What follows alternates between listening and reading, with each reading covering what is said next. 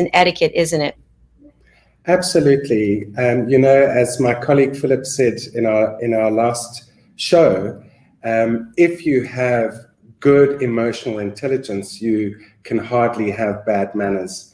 And good emotional intelligence is certainly going to help you in any social or business environment. Absolutely. And we're going to talk about your background, and we're going to talk about emotions, how to be in control of your emotions. I just want to share a quick story when it comes to manners and etiquette. I'd love to have your thoughts on this. So I was working out at a local gym, and they have signs posted everywhere, no cell phone use in the gym. And there are not many people in there anyway, but it was myself and two other people. And this gentleman was on his phone, speaking very loudly in a heated conversation, as though, and he was right beneath the sign. And so I moved my position in the gym, went to a different room, just trying to get away from the noise. And I was thinking of actually saying something to him, but I didn't. So I just wondered, should I have said something? Is that mannerly, or is that, what should I have done? Well, I think, I talk about emotional integrity and how, sometimes being a social butterfly is going to get you so far, but actually having the courage to stand up and talk about what's right, that requires emotional intelligence. It requires emotional strength. So what I would have done is I would have allowed him to finish his call and then politely asked him to recognize the rules of the gym, because all of you are in the same boat. And it's far nicer to work out without that sort of distraction, if you wouldn't mind doing that. Thank you. Excuse me. He actually was on 3 or 4 phone calls. And one of the reasons I didn't say anything was because there was one other person in the gym, and then that person left, and I kind of was afraid of just the two of us being in there if I had a confrontation. So that's good to know. Next time I will go with my intuition. Yeah, absolutely. So, Richard, prior to getting on the show, you made an announcement to me that you have some exciting news. I'm going to spotlight you, and if you would share that with our audience, I'd really love that. Absolutely wonderful. So, in fact, literally half an hour ago, we launched our British School of Excellence website, www.thebritishschoolofexcellence.com.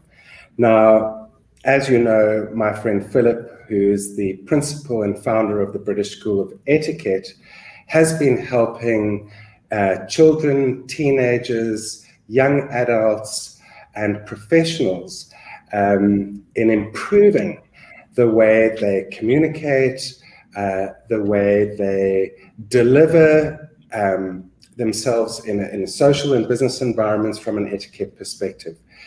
Now what we are doing is we are opening up the channels to new courses, particularly around emotional intelligence and also personal development. Sometime in the future, in the near future, we will also be bringing on some business series courses, for example, sales courses, branding and image courses, and courses that help entrepreneurs to develop business plans and achieve their goals in business.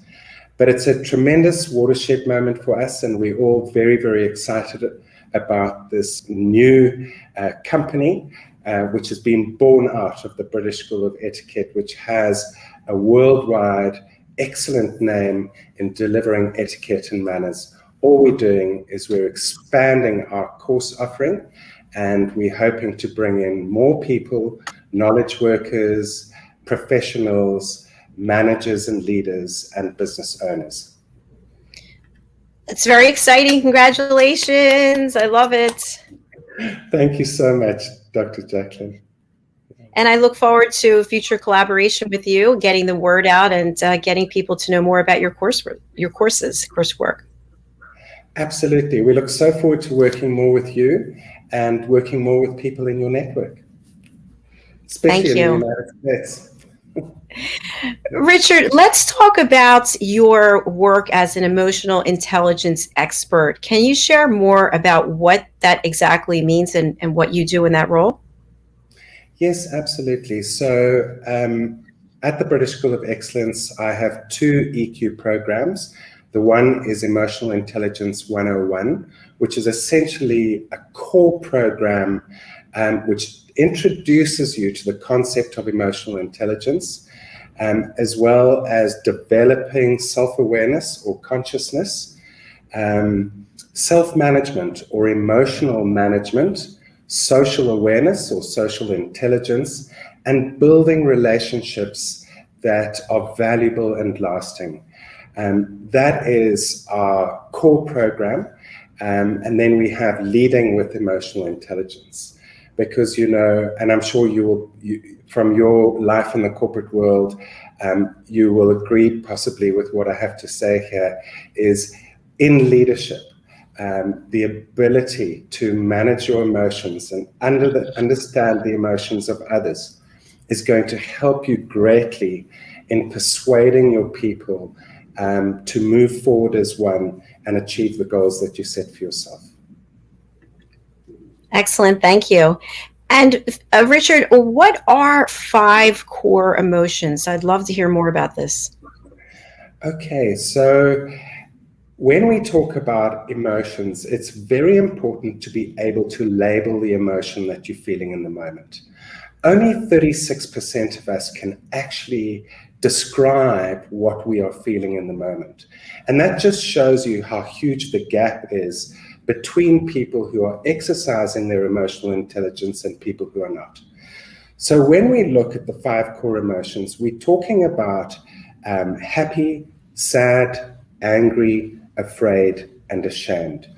The way I like to describe it is, imagine throwing a pebble into a lake, and you have the initial ripples that go out from where the pebble landed in the lake. Those are your intense core emotions. So for example, if we're looking at happy as a form of emotion or a form of feeling, you will get high intense forms of happiness, like for example, thrilled or excited or jubilant. You will get medium forms of intensity when it comes to happiness. That could be feeling cheerful or satisfied. And then you get your sort of low intense happy emotions, like feeling glad or pleasant. And so the ripples go out. The intense ones close to where the pebble landed in the lake, and then they go out into the less intense emotions. When we look at the other core emotions, we look at sadness. So if you're feeling a high intensity form of sadness, you might feel miserable or depressed. Or you might feel a medium intensity, like let down. Or you might be just disappointed. When we look at anger, which is obviously one of the most dangerous forms of emotion, and interestingly, anger is very often brought on by our feelings of feeling endangered, or if a lot of people get angry when something or somebody gets in the way of them achieving their goal. But nevertheless, high intensity forms of anger could be feeling furious or outraged. Medium intensity, upset, frustrated. Low intensity, annoyed. And then we look at fear. You could be shocked or terrified, which is a high intensity form of fear, or you could feel insecure or uneasy, a medium form of intensity form of fear, or you could simply be worried or anxious about something. And then we get to shame or feeling ashamed. Some people feel worthless, and that's a high intensity form of shame. Other people feel simply embarrassed, or other people might feel a lower intensity form of shame, like regretful or uncomfortable. And so we have these 5 core emotions. And it's so important to be able to describe the emotion you're feeling in the moment, because our emotions give us so much information about how we're doing in life.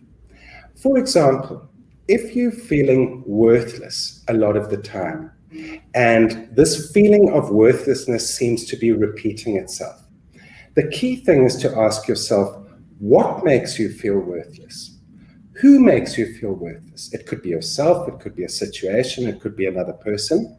And then crucially, why do you feel worthless?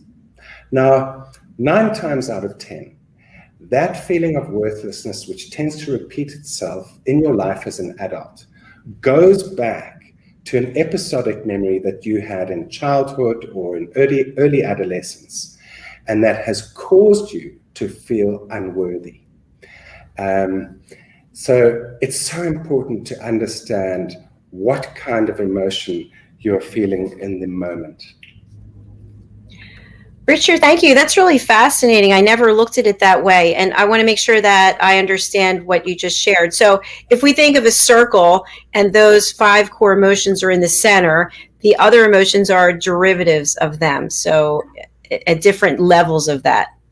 Absolutely. So as we go out, as the ripples go out, we get less and less intense emotions.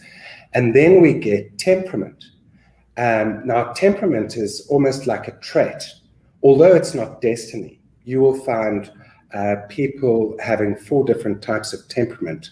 For example, some people are timid or shy. Some people are generally melancholic. Some people are bold, and some people are upbeat. It doesn't mean to say, though, that if you are timid and shy, you cannot learn how to be bold or upbeat. And then further out, we have moods. Now, as you know, moods come and go. The key thing about moods is to firstly ask yourself, why am I feeling in this mood? Understand that, but don't give it more fuel. Don't think too hard about it. Allow it to just dissipate in its own time. You know, unfortunately, when we experience grief, perhaps a death in the family, that kind of grieving sadness could last for weeks, but most moods only last for hours, sometimes a couple of days. That's such an incredible wealth of knowledge, of information that you just shared, because I think when we think about the various emotions that we have, the moods that we have during the day, if we can sort of really drill down and go back to those 5 core emotions and answer those questions that you just posed, that it's going to help us address what's at the root, what is the root cause of why we're feeling the way we feel. Yeah, absolutely. You know, on my program, I help my students to uncover the mostly negative emotions that they tend to feel over and over again. For example, you might find somebody that is worrying a lot, or they feel anxious a lot of the time, or they might feel unworthy, or they might feel frustrated or annoyed.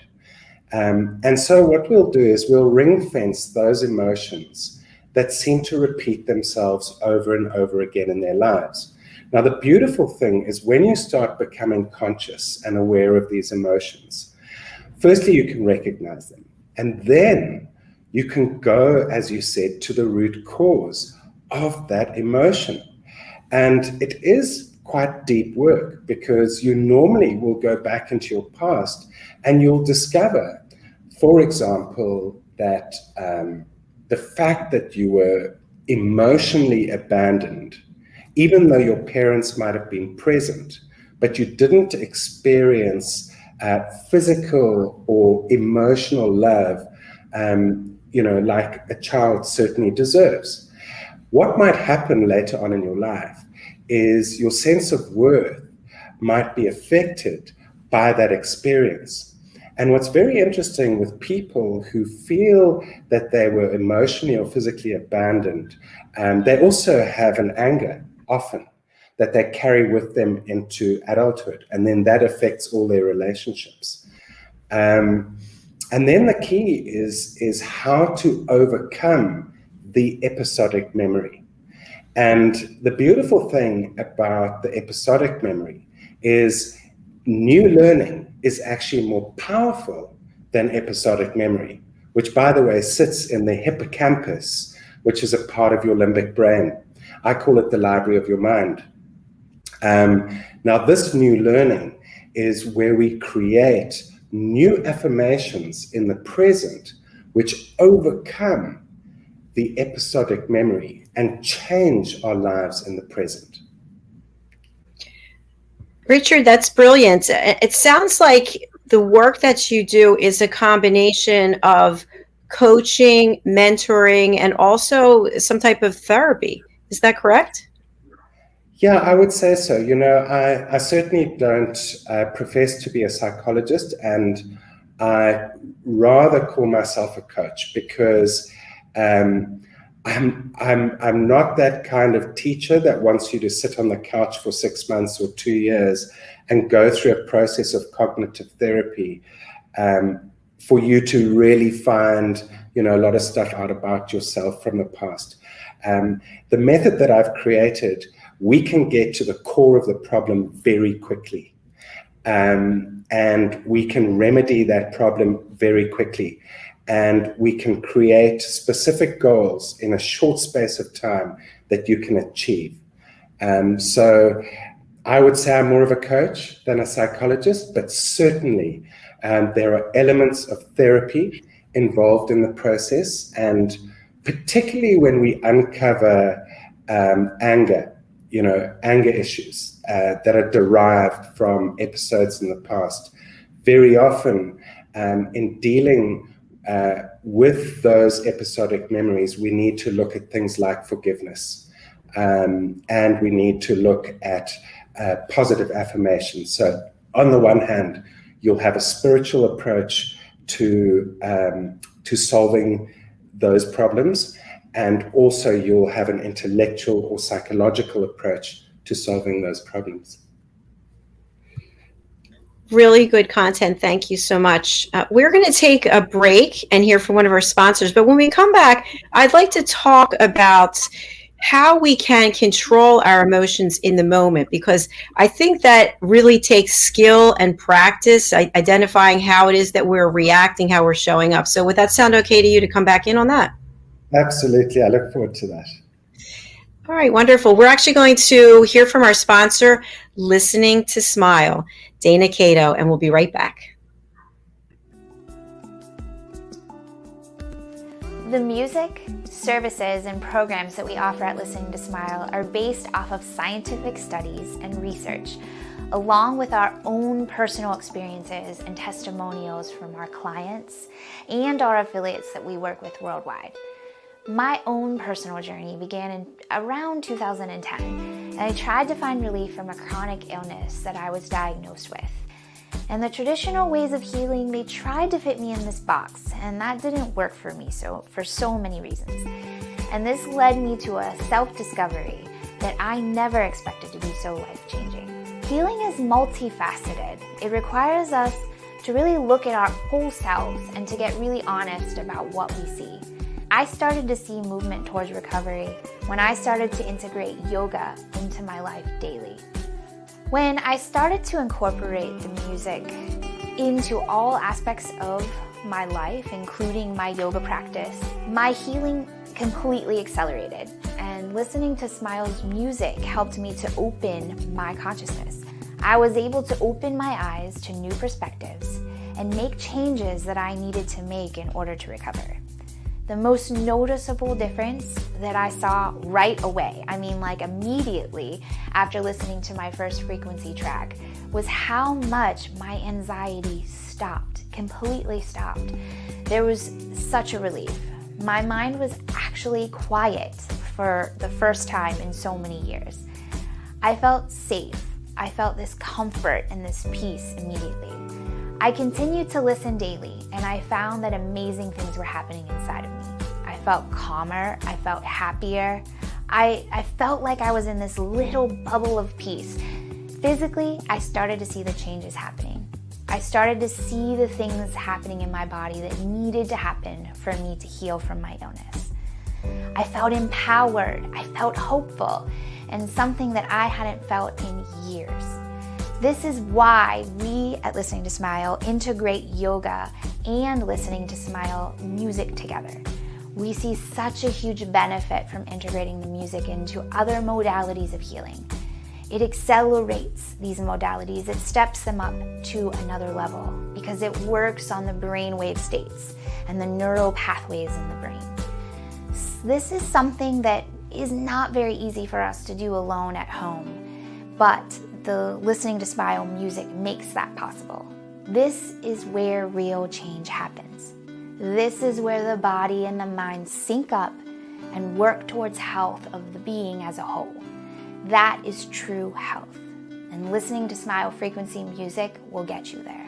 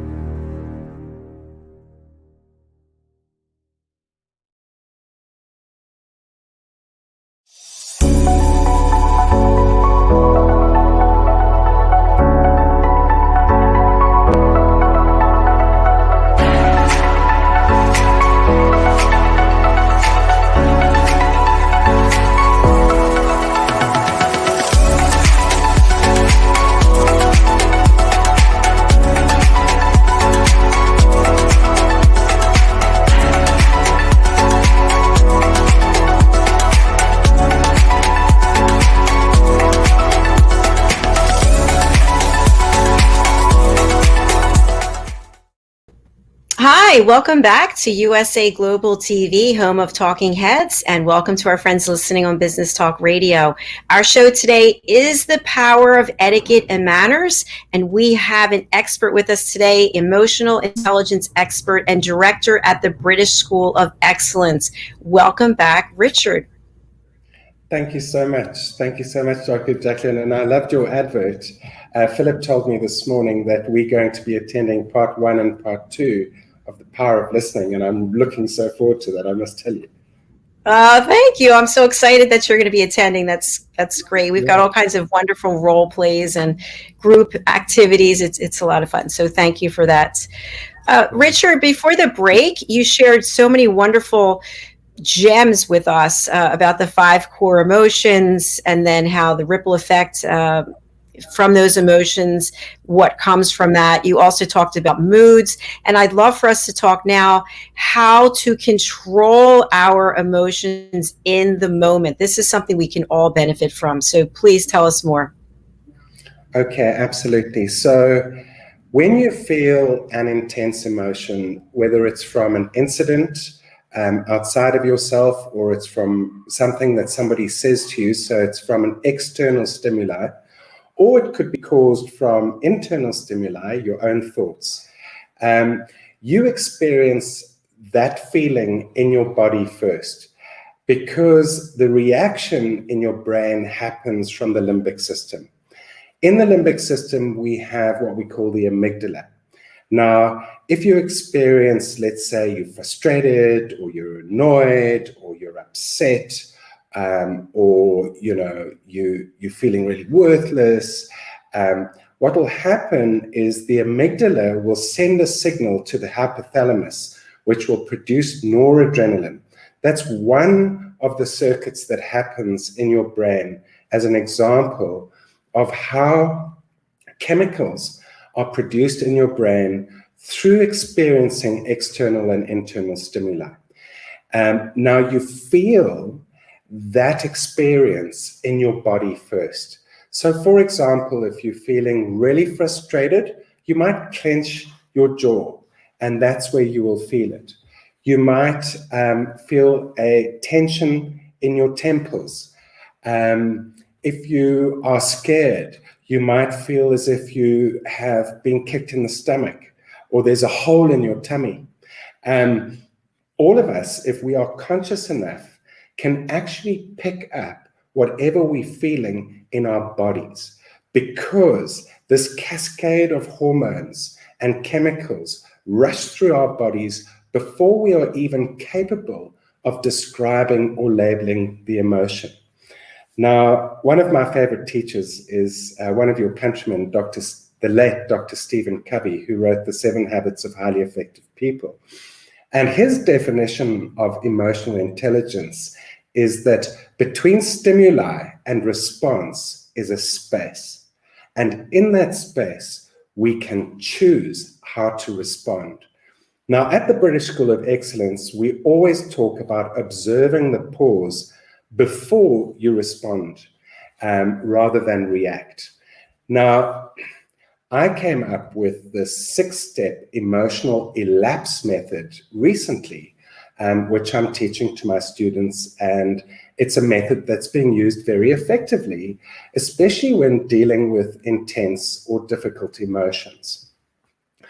So elapse means the time gone by, which is that pause between what you experience and how you respond. And we start off with E, which is the beginning of elapse. And E stands for experience the emotion in your body, which is something I've just described now. So you might feel a tightness in your cheeks, you might feel a tightness in your chest, you might feel it in your tummy, your whole body might be sort of a bit shook up. And so you experience the emotion in your body first. That is your amygdala going off in your limbic system.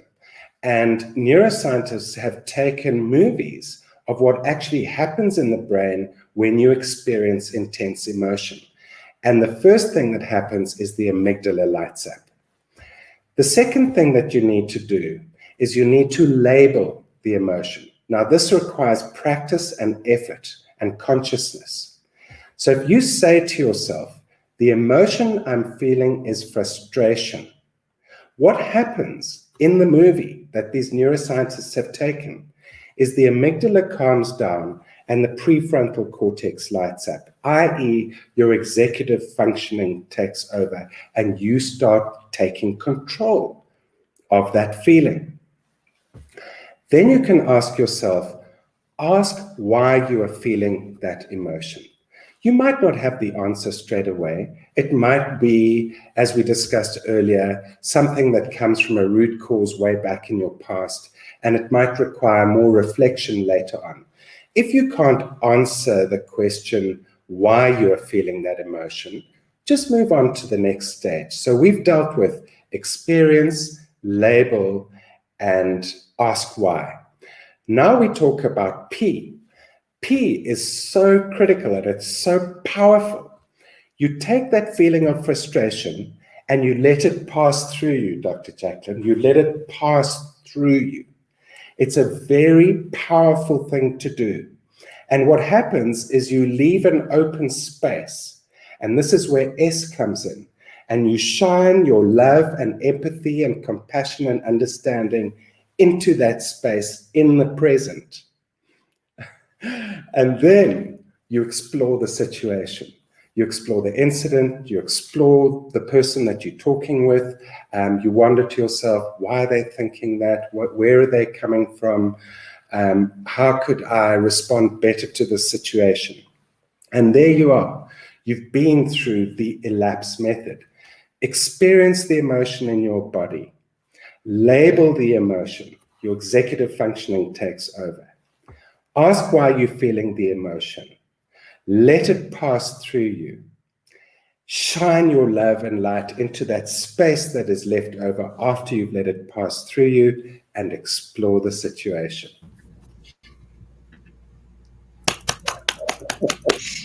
Brilliant, brilliant. So I have a couple of questions about that, Richard. Yeah. When you mentioned label and it was frustration, do we need to tie the label back to one of the 5 core emotions? So frustration would be tied to anger or not?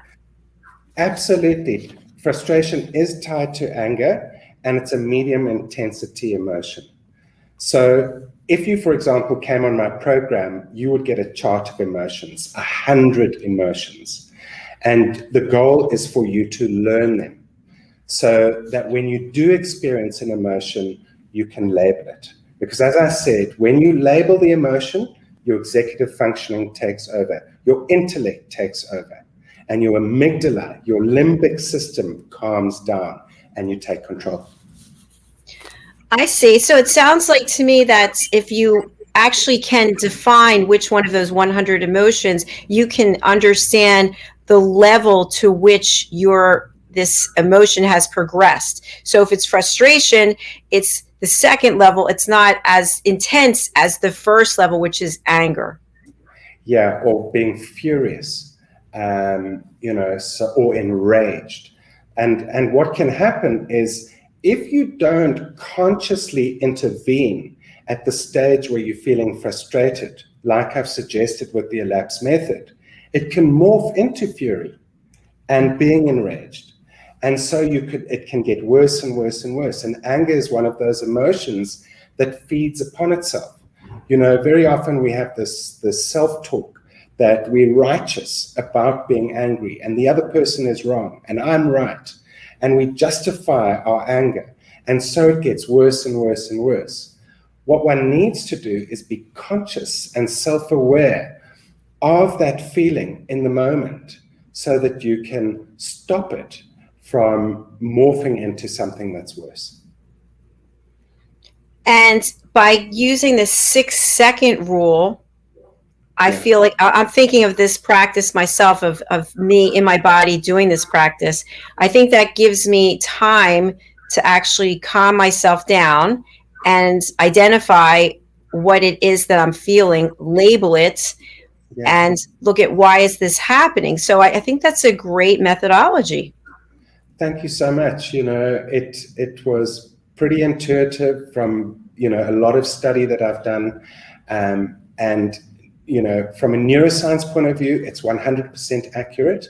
We are perfectly capable of doing it. It does take practice. Experience it in your body. Label it. Ask why you're feeling it. Let it pass through you. Shine your love into the space that's left over. Explore the situation. It might take a little bit longer than 6 seconds, but so what? Give yourself the breathing space. And boom, you manage yourself better in that situation. Your etiquette and manners shine. And I think it's interesting, I'm sure you've experienced this, that when there is some period of silence, when you're having a dialogue with someone and then there's silence, someone typically feels very uncomfortable in that silence. And then they feel like they have to jump in and say something else. And you know what I just thought while you were responding there is when there is that silence, the other person involved in the dialogue also gets a chance to think instead of just feeling. So, from that perspective, it's great because they get a chance to think as well. And during that time when they're both thinking, it can de-escalate, I would think. It can de-escalate. It can de-escalate, yeah, absolutely. I'd love to move on and talk about empathy and how empathy can really be a person's superpower. I think we need much more empathy in this world. So, Richard, what do you have to say about that? Yeah, well, I'm reminded of and I'm quite sure you talk about being in the present moment in your listening programs that you run. It's so important to be present when we are with people. And, as I mentioned in the last show, I have attention deficit hyperactive disorder, ADHD. And very often I have these impulsive desires to butt in when people are talking. And I've learned not to do that and to practice empathy on purpose. Now, empathy comes from the Greek word empatheia, which means feeling into. It's such a powerful description of what empathy actually is, or active listening. So feeling into is using all your five senses and your sixth sense, your emotional intelligence, to fully understand the situation and the person that you're talking to, or the people that you're talking to. So it requires presence of mind and presence of heart. When I talk about presence of mind, I'm talking about intellectual sensitivity, using your prefrontal cortex to try to understand the other person's point of view or their feelings. And also presence of heart, which means having compassion in the situation as well. So a combination of intellectual sensitivity and compassion equals effective empathy. Now, where does empathy come from? Well, the roots of empathy actually come from the relationship an infant or baby has with its mother or father. Now, just imagine a young mother with a little baby, and you are viewing them from afar. And you see the baby smiling, and then the mother smiles at the baby, and the baby coos, and the mother coos at the baby. And you have this amazing attunement going on between the infant and the mother. That is the root. That is where empathy comes from. And on another level, you did mention psychology earlier on. When you have attunement, can happen between a patient or client and their therapist. So the client or patient will share their thoughts and feelings, and the therapist will often feed back those thoughts and feelings to gain full understanding. And the patient feels acknowledged and understood, just like the baby feels acknowledged and understood by the mother, where there is this mimicking of voices and tone and facial expression. So that's where empathy comes from. Now, empathy in any relationship is absolutely crucial. In my own relationships, when I have a mindset of empathy, I'm always thinking about how the other person is thinking and feeling. And if that is part of your consciousness, you are practicing empathy on purpose, and the relationship can only go well. If you think about relationships at work between knowledge workers working on a project, it's the same thing. When you have respect and understanding and are willing to truly understand what somebody else is saying without having the impulse to think about what you're going to say next, but rather listen to what they're saying, the relationship can only go better.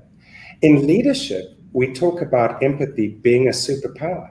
If you do not truly understand the emotional motivations of the staff that are reporting to you, you will not be able to persuade them or entrain them. Entrainment means like pulling along, like a locomotive train. And leaders need to bring along their staff emotionally as well as rationally. In fact, great leadership is a combination of a balance of emotion on the one hand and rationality on the other. Richard, I love how you related that at the individual level as well as the organizational level and how it applies to leaders. So that was terrific. Something that I just wanted to share, because this came up actually this week, is having a platform like this where people come from all over the world and there's different show topics and people come with their opinion about certain things. And what I have learned to do, and I believe it's a learned skill, is I have empathy for everyone who comes onto the show. And I don't judge any of people's opinions. Sometimes after the show, somebody will write to me and say, I can't believe that guest said this, that, or the other. And I just say, let it go. It's people feel the way they feel. I'm not here to judge. I'm here to give people a place to share. So I feel like that's my gift of empathy that I've learned. It's wonderful. It's wonderful. You know, when we can see our differences as a matter of fact and not a point of conjecture or divisiveness or trying to be right, everything goes easy for us. You know, my dear friend Philip, he says there's only one race, and that's the human race. And when we are intelligent enough to believe that and understand that, everybody has a place at the table. It's just a far more emotionally and intellectually intelligent way of going about life. And then being interested in where people come from, being interested in what people think, being curious, you know, this developing your sense of curiosity and wanting to find stuff out. That's all part of empathy and building successful relationships. I agree. Hear, hear. As we close out this show, I'd like to talk about something that is really pertinent to everybody wherever you are. And I know you can give us some great direction on this. How can we be happy on purpose? Happy on purpose, yeah. So I read some research recently by Dr. Sonia Lyubomirsky, very difficult name to say, Lyubomirsky. She's a researcher at the University of California. And for a number of years, her and her co-researchers have been researching happiness. And what they've discovered is amazing. They've discovered that each one of us has a happiness set point. Now, you know, we think of things that make us happy, like, for example, maybe you buy a new motor vehicle, you buy a new house, you fall in love, you make a new friend, and all of these circumstances will make you happy, but only for a certain period of time. And then what happens is you revert back to your happiness set point. So the amazing thing is circumstances actually only account for 10% of our happiness. 50% of our happiness is determined by our happiness set point. Now, this is the good news. 40% of your happiness is entirely up to you. So how do we be happy on purpose? Well, we were talking about the chart of the 5 core emotions and the different levels of happiness. So if you know what makes you ecstatic or thrilled or excited, and you know who makes you, whether it's yourself or somebody else or something that you do, and why that makes you happy, do more of that on purpose, and you will be happy more of the time.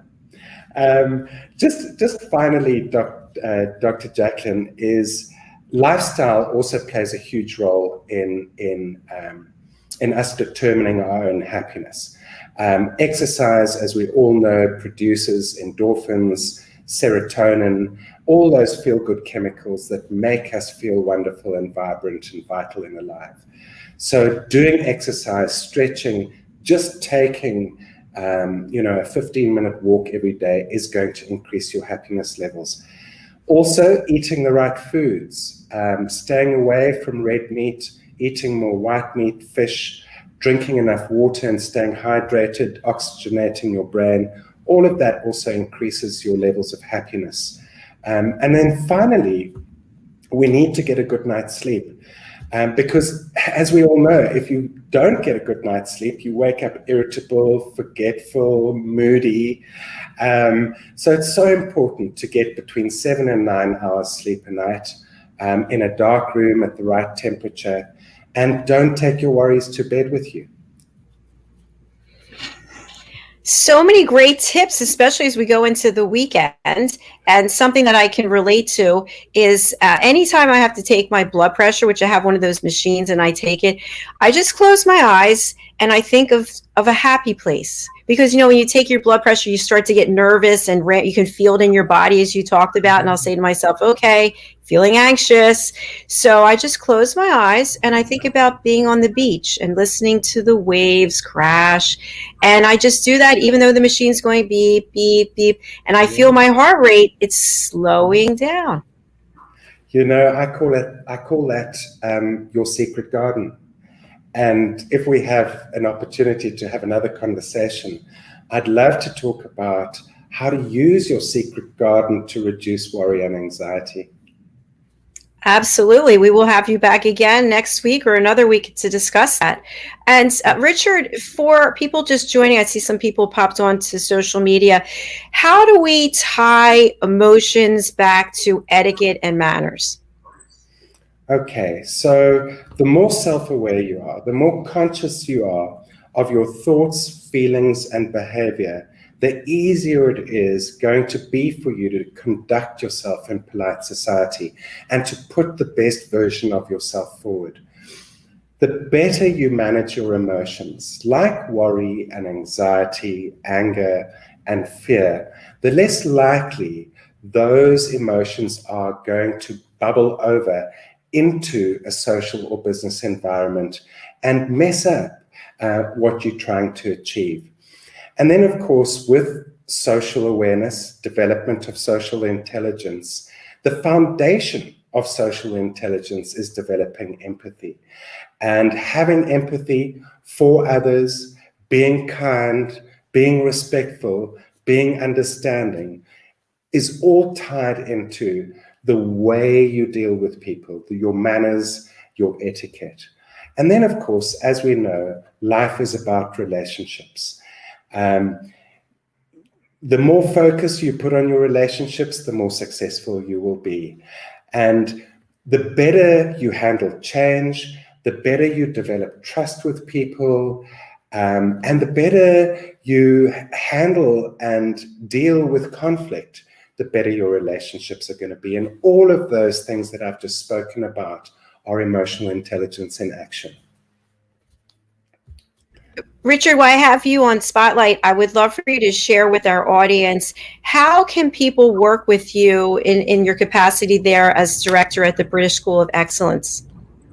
Thank you so much. Okay, so I'm the director of the EQ faculty at the British School of Etiquette, and I've written and I coach and teach some wonderful emotional intelligence programs. You can go onto our website, www.thebritishschoolofexcellence.com, click on the Emotional Intelligence tab, and it'll take you to our Emotional Intelligence 101 course, which I would recommend that you join.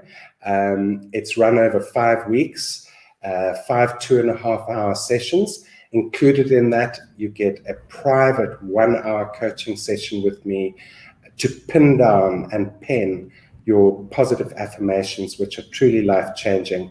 And then if you're in a leadership position, continue the course and take the Leading with Emotional Intelligence course, which is 101, plus 2 amazing modules on learning how to lead a diverse team and to leverage off the strengths you have of the different people in your team, as well as learn how to lead your team to greatness.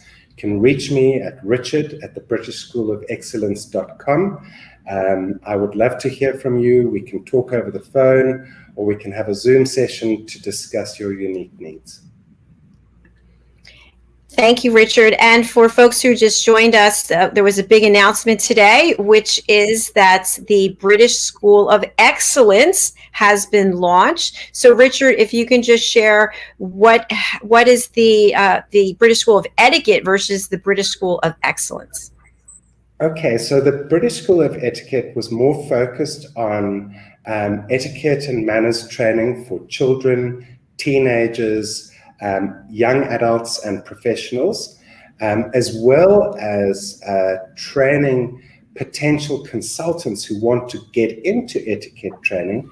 My dear friend Philip has a magnificent train-the-trainer program on etiquette. So that was our primary course offering. We are now offering emotional intelligence. We are also offering personal development courses, and we run regular webinars, which you might like to link up with us for.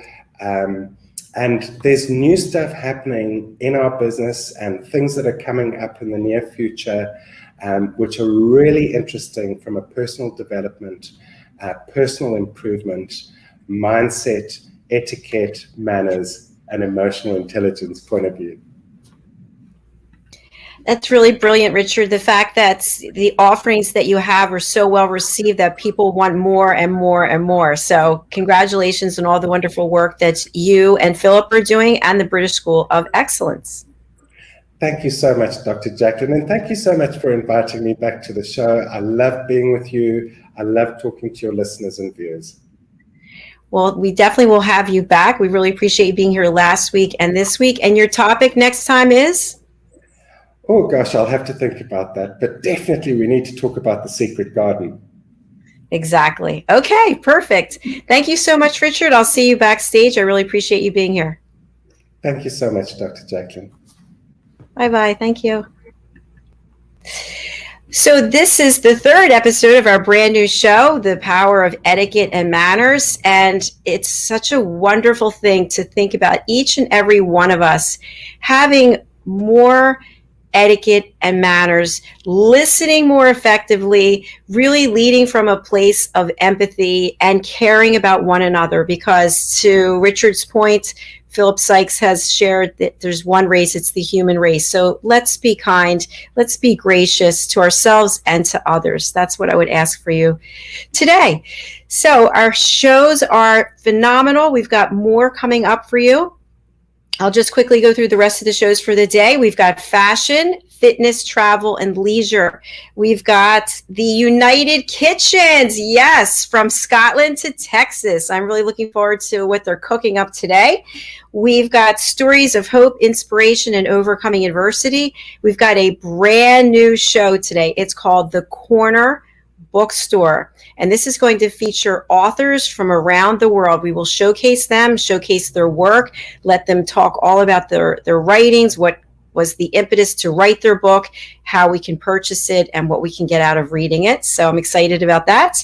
And then our final show of the day is presenting pet psychic Amina, and she's going to be talking about giving pets as gifts as the holiday season is upon us. How many times do we think about, or we've heard stories that somebody bought a dog for their child or a cat, or someone bought a lizard, whatever the case might be. Amina is going to weigh in with her thoughts about some direction and advice to make sure that what you're doing is going to be for the best, because as we know, pets live a long time, and we're going to have to take care of them for a long time. So thank you again for being here. I look forward to seeing you at noon Eastern time, which is 5 p.m. British Summer Time, for fashion, fitness, travel, and leisure. Bye.